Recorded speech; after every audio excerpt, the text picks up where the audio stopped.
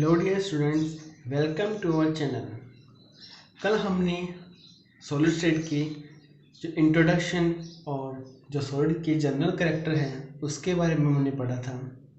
आज हम आगे पढ़ेंगे टाइप्स ऑफ सॉलिड या क्लासिफिकेशन ऑफ सॉलिड।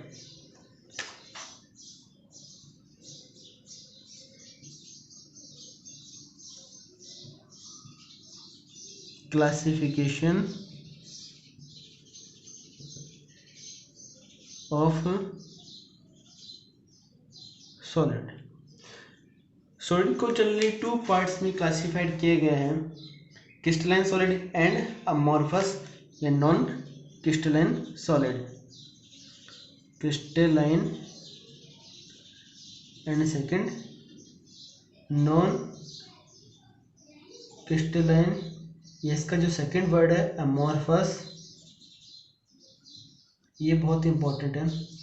सॉलिड में डिवाइड किया गया है और इनको किसके बेसिस पे डिवाइड किया गया है टू पार्ट्स में? पार्टिकल्स के अरेंजमेंट के बेसिस पे। पार्टिकल अरेंजमेंट के बेसिस पे इसको टू पार्ट्स में डिवाइड किए गए हैं। तो सिंपली हम इन दोनों के बारे में पढ़ लेते हैं और हमें डिफरेंस भी पता चलेगा कि क्रिस्टलाइन सॉलिड और अमॉर्फस सॉलिड में क्या डिफरेंस है। एंड फर्स्ट हम लेते हैं क्रिस्टलाइन सॉलिड। क्रिस्टलाइन सॉलिड वो सॉलिड है जिसमें क्या जो पार्टिकल्स का अरेंजमेंट है वो लॉन्ग डिस्टेंस तक एक ही जैसा रहता है और जो पार्टिकल्स है वो रिपीट भी करते हैं तो वो क्या करते हैं, पहले वाले की कॉपी करते हैं, यानी इसमें सेम पैटर्न मिलेगा। ये ऐसा बोल सकते हैं, इसमें क्या होगा, definite geometry pattern. Let's example, जैसे ये हम एक स्ट्रक्चर ड्रॉ कर रहे हैं, ये सपोज ये पार्टिकल्स का आपके ये इनकी एक लाइन है, तो ये इनफाइनाइट तक क्या होगा, रिपीटिशन करेंगे और एकदम पास पास होंगे, क्योंकि सॉलिड की क्या नेचर होती है, जो पार्टिकल्स होते हैं उसमें जो इंटरमोलिकुलर डिस्टेंस होता है, इंटरमोलिकुलर डिस्टेंस वो बहुत ही कम होता है। ये आपकी फर्स्ट लाइन हो गई एंड जो सेकंड लाइन है वो क्या करेगी, पहले वाले की कॉपी करेगी। इसमें भी क्या होगा, जो पार्टिकल्स वो एकदम पास पास होगी और आपको जो पैटर्न है एक डेफिनेट जियोमेट्री पैटर्न मिलेगा या एक जैसा ही आपको पैटर्न मिलेगा। और ये क्या मिलेगा, लॉन्ग डिस्टेंस तक मिलेगा सेम पैटर्न, तो इसको क्या बोलेंगे, लॉन्ग डिस्टेंस रेंज सॉलिड। और इनके जो मेल्टिंग पॉइंट है वो इसके क्या होंगे, फिक्स होते हैं। देन इसके एग्जांपल, क्रिस्टलाइन सॉलिड के एग्जांपल है आपकी NaCl, सॉलिड NaCl या रॉक साल्ट, सॉलिड NaCl या आपका रॉक साल्ट। NaCl को क्या बोलते हैं, आपके रॉक साल्ट बोलते हैं। और आपका डायमंड और आपका क्वार्ट्ज।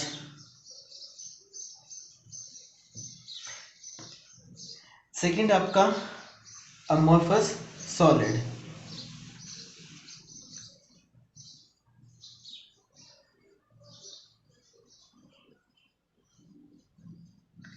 ये इसको दूसरे बोलेंगे हम नॉन क्रिस्टलाइन सॉलिड। इनमें क्या होगा, जो पार्टिकल्स का अरेंजमेंट है वो इरेगुलर होगा। इरेगुलर अरेंजमेंट को मतलब कोई भी डेफिनेट जियोमेट्री पैटर्न आपको देखने को नहीं मिलेगा।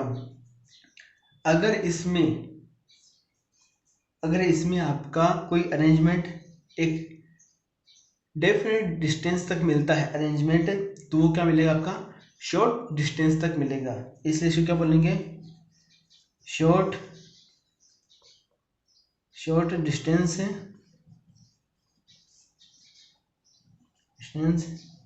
Range solid.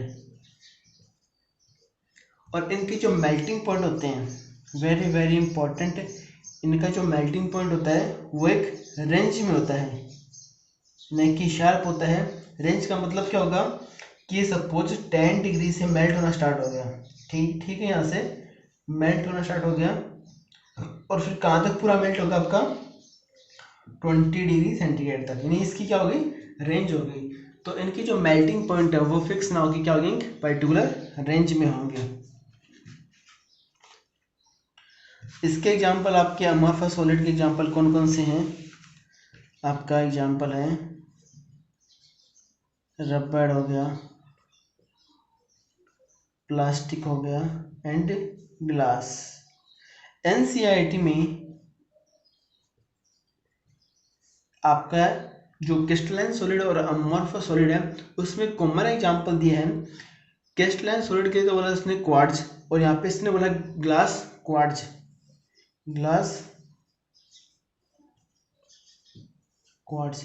तो स्टूडेंट्स को यहाँ पे डाउट नहीं करना है, यहाँ पे क्या होगा आपका ग्लास ही होगा। अगर ऑप्शन में या सपोज जैसे मल्टीपल चॉइस का क्वेश्चन है उसमें अमॉर्फस सॉलिड का एग्जांपल क्वार्ट्ज और एक दूसरा ऑप्शन हो ग्लास क्वार्ट्ज भी हो, तो राइट कौन सा होगा आपका ग्लास क्वार्ट्ज होगा, क्योंकि ग्लास क्या होते हैं, अमॉर्फस सॉलिड होते हैं। प्लास्टिक एक बहुत अच्छा एग्जांपल है कि प्लास्टिक को सपोज हम मेल्ट करते हैं, तो ऐसा नहीं कि प्लास्टिक को सपोज जैसे हम फ्लेम के पास लेके चले गए या आग के पास लेके चले गए तो जाते वो पूरा मेल्ट हो जाएगा, नहीं, वो धीरे धीरे मेल्ट होना स्टार्ट होगा। पहले प्लास्टिक क्या होता है, सॉफ्ट होना स्टार्ट होता है, देन उसके बाद में वो मेल्ट होना स्टार्ट होता है। अब एक बात और है अमॉर्फस सॉलिड के लिए, इनकी जो फ्लो प्रॉपर्टी के बेसिस पे, फ्लो प्रॉपर्टी बेसिस यानी जब इसको मेल्ट करते हैं तो ये फ्लो होना स्टार्ट हो जाता है, यानी मेल्ट होने से पहले लिक्विड लाइन की फ्लो प्रॉपर्टी होती है, तो इनको हम स्यूडो सॉलिड भी बोलते हैं, स्यूडो सॉलिड। या एक दूसरा बहुत ही इंपॉर्टेंट नाम है इसका सुपर कोल्ड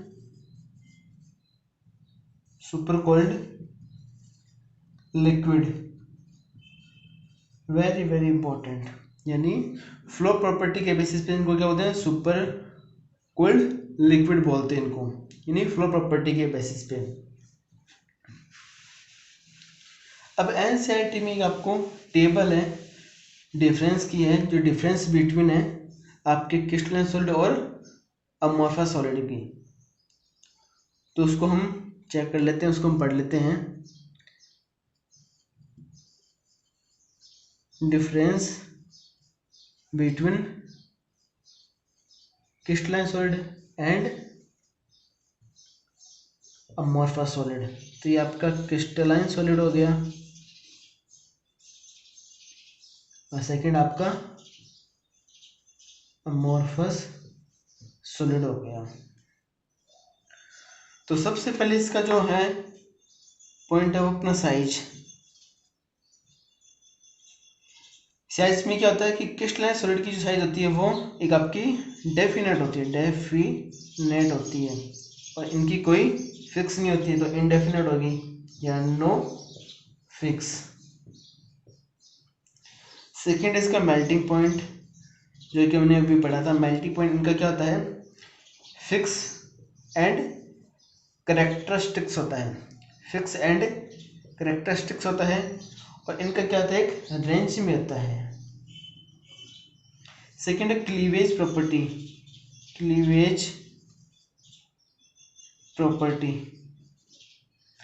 अगर क्लीवेज प्रॉपर्टी मतलब काटने की जो नेचर है, अगर हम क्रिस्टलाइन सॉलिड को एक शार्प टूल से काटेंगे या नाइफ से काटेंगे तो इनकी जो कटिंग है वो बहुत ही स्मूथ होगी, यानी दोनों जो कटिंग है वो सेम होगी, सेम कट आउट।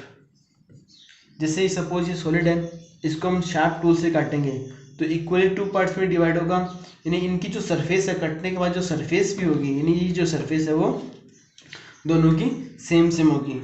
और इनमें क्या होगी कि इनको शार्प टूल से काटेंगे तो इनमें क्या होगा, इरेगुलर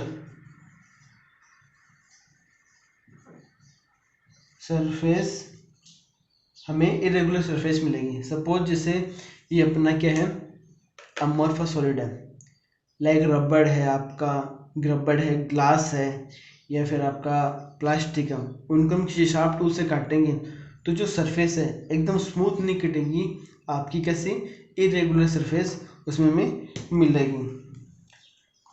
नेक्स्ट पॉइंट है उसका heat of fusion. Heat of fusion, heat of fusion इसमें भी क्या होता है, आपका फिक्स होता है और इसमें आपका इरेगुलर होगा, यानी इसका कोई फिक्स नहीं होगा। इरेगुलर बोल दिया, नॉट फिक्स हो जाएगा। तो हमने डिस्कस की है कितने point, size, melting point, cleavage property, heat of fusion. तो क्रिस्टलाइन सॉलिड सीधी सी बात है भाई, पार्टिकल्स का अरेंजमेंट सेम है तो सब कुछ इसका अच्छा ही अच्छा होगा। अमॉर्फस में जो पार्टिकल्स का जो अरेंजमेंट है वो फिक्स नहीं है तो इसका कुछ भी फिक्स नहीं होगा। That's logic. दो प्रॉपर्टीज और इसकी, दो डिफरेंस और इसके भी, वो बहुत इंपॉर्टेंट है।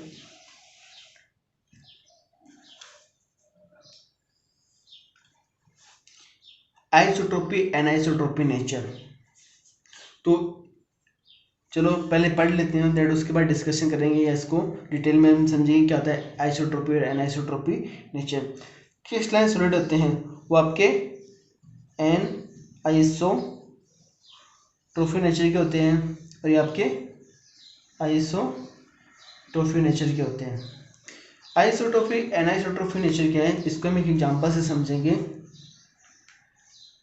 चलो ये समझते हैं कि सपोज सबसे पहले आपके स्कूल का एग्जांपल लेते हैं। जैसे ये 8th क्लास की रो है, ठीक है, ये 9th क्लास की रो है, ये आपकी 10th क्लास की रो है।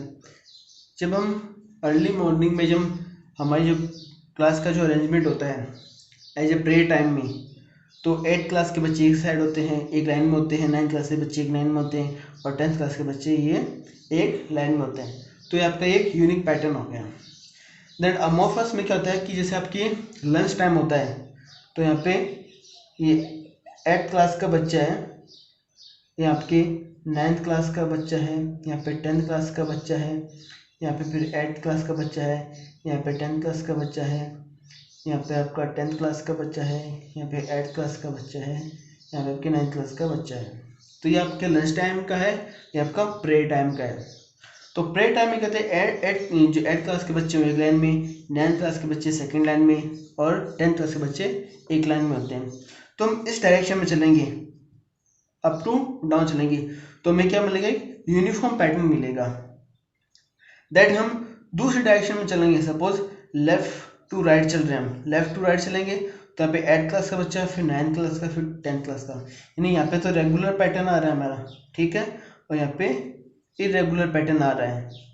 तो इसलिए इसको क्या बोलते हैं, एनाइसोट्रोपिक नेचर। यानी क्रिस्टल सॉलिड होते हैं उसमें क्या होता है कि डिफरेंट डायरेक्शन में चलने पे, से फिजिकल प्रॉपर्टी है, केमिकल प्रॉपर्टी, वो डिफरेंट मिलती है। तो ये हमने स्कूल का एग्जाम्पल पढ़ा है। अब इसको हम अपने जो सॉलिड स्टेट के जो क्रिस्टल है उसके अकॉर्डिंग भी देख लेते हैं। सपोज ये अपना क्रिस्टलाइन सॉलिड है कि इसमें एक डेफिनेट पैटर्न मिलता है तो वो भी हम डेफिनेट पैटर्न ड्रॉ कर रहे हैं। सपोज ये फिजिकल प्रॉपर्टीज जो है, ठीक है, हमको इसको हीट कर रहे हैं तो यहाँ पे तो देखिए अगर हीट करने जो फ्लो होगा, डायरेक्शन का जो फ्लो होगा वो यहाँ पे भी सॉलिड है, यहाँ पे भी सॉलिड है, यहाँ पे भी सॉलिड है, यहाँ पे भी सॉलिड है। तो यहाँ पे तो एक जिस जो मेल्टिंग पॉइंट है वो सेम आएगा, ठीक है। लेट्स एग्जांपल, ध्यान रखना मैं उस वाले मेल्टिंग पॉइंट की बात नहीं कर रहा हूँ, यहाँ पर अपने नेचर को समझने वाली बात कर रहा हूँ कि जो एनाइसोट्रोपिक नेचर को उसको क्यों बोलते हैं, उस पर कंसिडर करना। ये नहीं है कि आप कमेंट में लिख दो कि सर आपने पहले तो कुछ और बताया था, पहले तो फिक्स बता रहा था, अब आप कुछ अलग बता रहे हैं। तो मैं इस एग्जाम्पल को बता रहा हूँ कि यहाँ पे तो हमें सॉलिड मिल रहा है। अब इस डायरेक्शन में चलेंगे तो यहाँ पे देखो सॉलिड है, फिर यहाँ पे क्या हो गया, अपना होल आ गया, देन फिर से सॉलिड आ गया, यानी नेचर इसमें चेंज हो गई।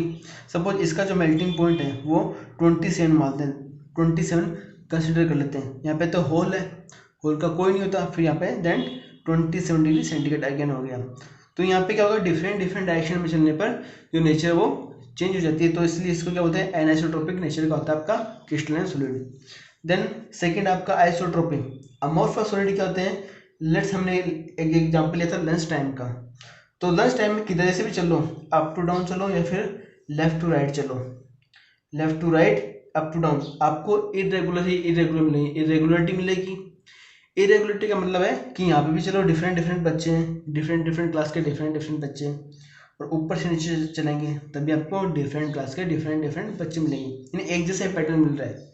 तो एक जैसा पैटर्न हो गया, मतलब किसी भी डायरेक्शन में चलो, फिजिकल और केमिकल प्रॉपर्टीज आपको कैसी मिलेगी, आइसोट्रोपी नेचर की मिलेगी।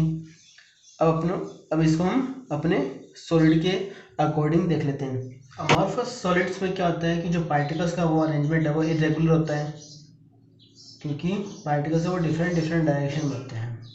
तो किसी भी डायरेक्शन में चलेंगे, अप टू डाउन और लेफ्ट टू राइट, यहाँ पे सॉलिड है, यहाँ पे फिर हॉल है, फिर यहाँ पे सॉलिड है, यहाँ पर हॉल है, देन सेम ही पैटर्न हमें यहाँ देखने को मिलेगा, सॉलिड हॉल एंड सॉलिड। तो फिजिकल और केमिकल प्रॉपर्टीज है वो किसी भी डायरेक्शन में चलने पर आपको यूनिफॉर्म मिलेगी। तो इसलिए इसको अमॉर्फस सॉलिड को किसके अकॉर्डिंग किसके अंदर रखा गया है, आइसोट्रोपी नेचर के अंदर रखा गया है। एंड अगेन नेक्स्ट अपना जो डिफरेंस है वो आपका अरेंजमेंट ऑफ पार्टिकल्स, लास्ट अपना सेकंड लास्ट है arrangement of particles. Constituent particles बोल दो या पार्टिकल्स बोल दो। क्रिस्टलाइन सॉलिड में जो पार्टिकल्स है उसका एक जैसा पैटर्न मिलता है, वो लॉन्ग डिस्टेंस तक मिलता है, यानी इनफाइनाइट टाइम तक बोल सकते हैं उसको। तो इसको बोलते हैं long range pattern. Amorphous solid में हमने पढ़ा था कि जो पार्टिकल्स का जो अरेंजमेंट है वैसे तो इरेगुलर होता है, बट कहीं कहीं पे अगर हमें रेगुलर पैटर्न देखने को मिलेगा तो वो शॉर्ट डिस्टेंस के लिए देखने को मिलेगा, इसलिए इसको क्या बोलेंगे, short range pattern. And last अपना जो डिफरेंस है वो एनसीईआरटी में नहीं है, वो आरबीएससी की बुक में है वो। और वो जो नीट है, एक आपका जो नीट के जो प्रिपरेशन कर रहे बच्चे हैं उनके लिए भी इम्पोर्टेंट है, कूलिंग कर्व, कूलिंग कर्व। यहाँ पे टेम्परेचर है, यहाँ पे टाइम है, दैट्स यानी यहाँ पे टेम्परेचर, यहाँ पे टाइम। इनका जो कूलिंग कर्व होता है वो इरेगुलर मिलता है हमें, जैसे कैसे इरेगुलर कैसे भाई, इनका जो कर्व और इनका में एक रेगुलर पैटर्न मिलता है, यानी एक रेंज में मिलता है। भाई यहाँ का जो अपना जो ये कर्व बना है, ये ABCD, यहाँ पे ये शो कर रहा है कि B और C है, यहाँ पे आपकी लिक्विड स्टेट है, एंड देन यहाँ पे आपका पूरा लिक्विड है, ये सॉलिड है, यहाँ पे सॉलिड लिक्विड है, ये आपका पूरा लिक्विड है, और इसमें क्या धीरे धीरे आपका मेल्ट हो रहा है। तो इसका जो कूलिंग कर्व उसके इरेगुलर मिलेगा, इसका आपका रेगुलर मिलेगा। दैट यहाँ तक अपना जो क्लासिफिकेशन है वो सॉलिड्स का कंप्लीट होता है। आज का वीडियो बहुत लंबा बन गया है, आगे जो हम क्रिस्टलाइन सॉलिड का जो क्लासिफिकेशन नेक्स्ट वीडियो में वो पढ़ेंगे। Thank you so much for watching.